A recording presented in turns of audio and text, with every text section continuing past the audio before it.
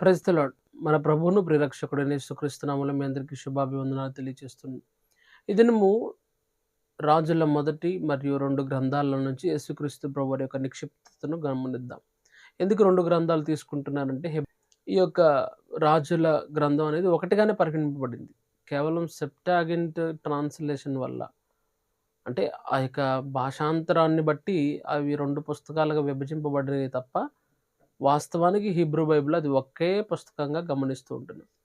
So రాజుల మొదటి మరియు 2 గ్రంథాల్లో రాజుల యొక్క ఆధ్యాత్మిక జీవితాల గురించి పేర్కొనబడితే, రాజుల యొక్క రాజకీయ జీవితం దినవృత్తాంతాల 2వ గ్రంథంలో లిఖింపబడినట్లుగా గమనిస్తూ ఉంటున్నాం.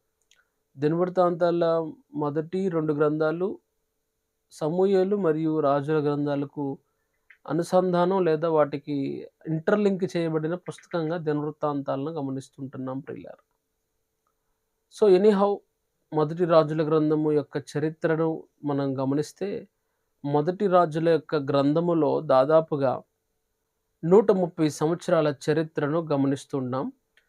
రెండవ రాజుల గ్రంథములో 286 సంవత్సరాల చరిత్రను గమనిస్తున్నాం. వెరసి మొత్తము 416 సంవత్సరాల చరిత్రను మనము ఈ యొక్క రాజుల మొదటి మరియు 2 గ్రంథాల్లో కూడా గమనిస్తుంటున్నాం. అయితే మొదటి రాజుల గ్రంథంలో ఏముంది, 2 రాజుల గ్రంథంలో ఏముంది అని ఆలోచన చేస్తే, మొదటి రాజుల గ్రంథంలోనేమో సొలొమోను యొక్క పరిపాలన, సొలొమోను యొక్క పతనం, అంత మాత్రమే కాదు, సొలొమోను పరిపాలన తర్వాత ఇశ్రాయేలీలు కాస్త 2 భాగాలుగా విభజించడం అనే విషయాన్ని గమనిస్తే, రాజుల 2వ గ్రంథంలో ఇశ్రాయేలీలను పరిపాలించే రాజుల గురించి, యూదా ప్రజలను పరిపాలించే 40 రాజుల గురించి, ఇశ్రాయేలు పరిపాలించిన 40 రాజుల గురించి మనం నేర్చుకుంటున్నాం లేదా తెలుసుకోగలం.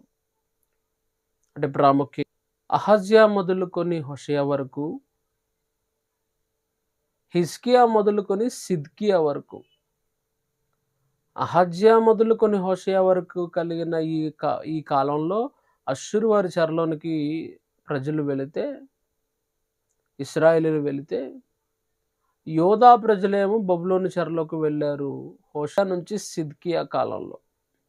సో మొత్తంగా 416 సంవత్సరాల చరిత్రను 40 మంది ఇశ్రాయేలు రాజులు, 40 మంది యోధా రాజుల యొక్క కాలంలో జరిగిన ఆధ్యాత్మిక లేకపోతే వారి యొక్క భక్తి జీవితాలకు సంబంధించిన విషయాలను మనం ఈ యొక్క 2 గ్రంథాల్లో గమనిస్తుంటున్నాం.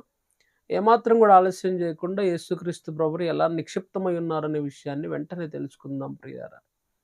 సో మొట్టమొదటిగా యేసుక్రీస్తు ప్రభువు సొలొమోనుకు సాదృశ్యంగా ఉన్నారు. సొలొమోన్ అనే మాటకు అర్థం ఏంటంటే శాంతి.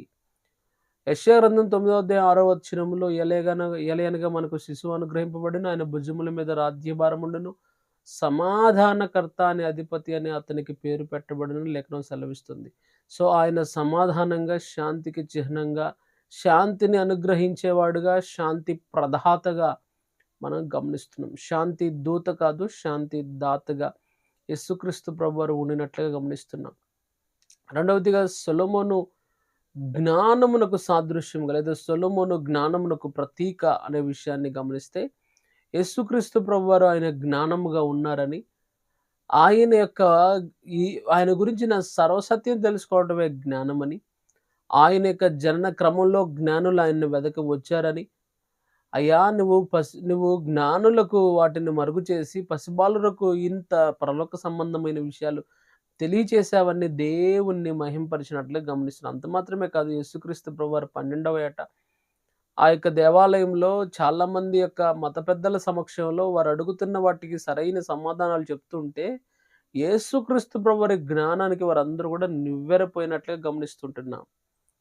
సో సొలొమోను ఏ విధంగా జ్ఞానం కలిగి తన పరిచర్యను చేసి ఉన్నాడో లేదా తన పరిపాలన చేసి ఉన్నాడో, యేసుక్రీస్తు ప్రభువారు కూడా ఆయన జ్ఞానం కలిగి అపవాది శోధించినా లేదా ప్రజలు, శాస్త్రులు, పరిసయ్యులు ఆయన్ని శోధించిన ఏ ఒక్కరికి కూడా ఆయన పాపము చేయనట్లుగా లేదా తప్పు చేసే వ్యక్తిగా ఆయన కనబడలేదు. జ్ఞానం కలిగి, వివేకం కలిగి ఆయన నడుచుకున్నట్లుగా గమనిస్తూ ఉంటున్నాం ప్రియులారా. రెండవదిగా సొలొమోను కట్టిన దేవాలయం కూడా యేసుక్రీస్తు ప్రభువారికి సాదృశ్యంగా ఉన్నట్లుగా గమనిస్తున్నాం. ఎందుకు అనంటే, సొలొమోను కట్టిన దేవాలయాన్ని చూడడానికి అంత యొక్క పనితనాన్ని, తన యొక్క జ్ఞానాన్ని చూడడానికి శేవాదేశపు రాణి సైతం గూడా సొలొమోను దేవాలయాన్ని చూడడానికి వచ్చింది గదండీ! అంటే అన్యులు, అన్యజనులు లేదా ఎవరైతే దేవుని యొక్క బిడ్డలుగా కానివారుంటారో వారందరూ గూడా సొలొమోను కట్టిన దేవాలయాన్ని చూడడానికి సైతం వచ్చిన వారుగా ఉంటున్నట్లుగా గమనిస్తూ ఉంటున్నాం ప్రియులారా.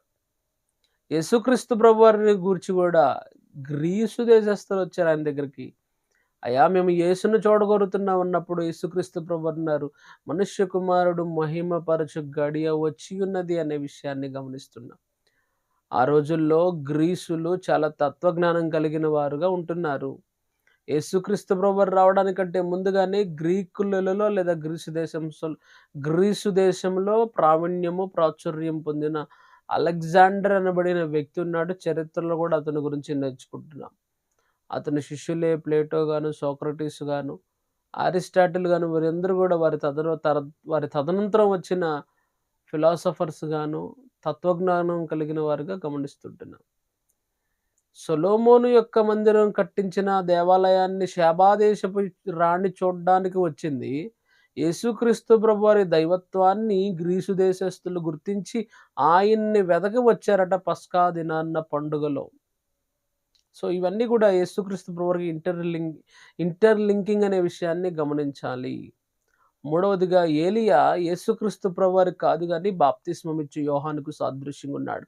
అనగా ఏలియా యేసుక్రీస్తు ప్రభువారి మార్గాన్ని సరళపరిచే బాప్తిస్మమిచ్చు యోహానుకు సాదృశ్యంగా ఉన్నాడు. అందుకే ఏలియా ఒక శక్తియు, ఆత్మయుతో నింపబడిన వాడు గర్భమున పుడతాడు అని జకర్యా, ఎలిజబెతులకు దేవుడు చెప్పి ఉన్నాడు. అట్టి విధంగానే పుట్టుకతోనే పరిశుద్ధాత్మతో నిండుకున్నవాడైనట్టి ఏలియా ఏలియా వంటి ఆత్మ కలిగిన పుట్టుకతోనే పరిశుద్ధాత్మతో నింపబడిన బాప్తిస్మమిచ్చు యోహాను గురించి మనం గమనిస్తున్నాం.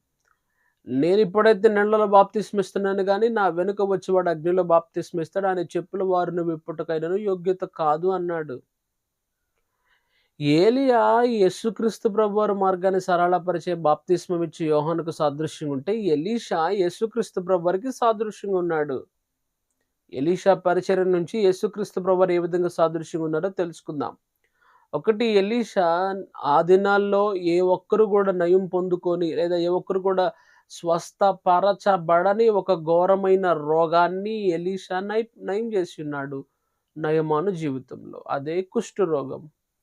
సరిగ్గా యేసుక్రీస్తు ప్రభువారి కాలంలో కుష్ఠరోగులను ముట్టుకోవడానికి వీల్లేదని ధర్మశాస్త్రం చెప్తుంది. కుష్ఠరోగులను ఊరు బయట ఉంచాలని, వారికి 6 అడుగుల దూరాన్ని పాటించాలి, 6 అడుగుల దూరంలో ఉండాలని ధర్మశాస్త్రం చెప్పింది. కానీ యేసుక్రీస్తు ప్రభువారు సమాజం వెలివేసిన వారిని సైతం కూడా ఆయన పట్టుకొని వారి యొక్క కుష్ఠరోగాన్ని నయం చేసినట్లుగా గమనిస్తూ ఉంటున్నాం. ఎలీషా చనిపోయిన వారిని లేవనెత్తాడు. యేసుక్రీస్తు ప్రభువారు కూడా నాయీని వెధవరాలు కుమారుణ్ణి లేవనెత్తాడు. చనిపోయిన లాజరును లేవనెత్తాడు. యాయీరు కుమార్తెను లేవనెత్తాడు. అంత మాత్రమే కాదు ప్రియులారా, ఆధ్యాత్మికంగా చచ్చిపోతున్న వారందరినీ కూడా క్రీస్తుతో మీరందరూ కూడా లేపబడి ఉన్నారు అనే విషయాన్ని వాగ్దానంగా మనకు లేఖనాలు తెలియజేస్తూ ఉన్నాయి ప్రియులారా.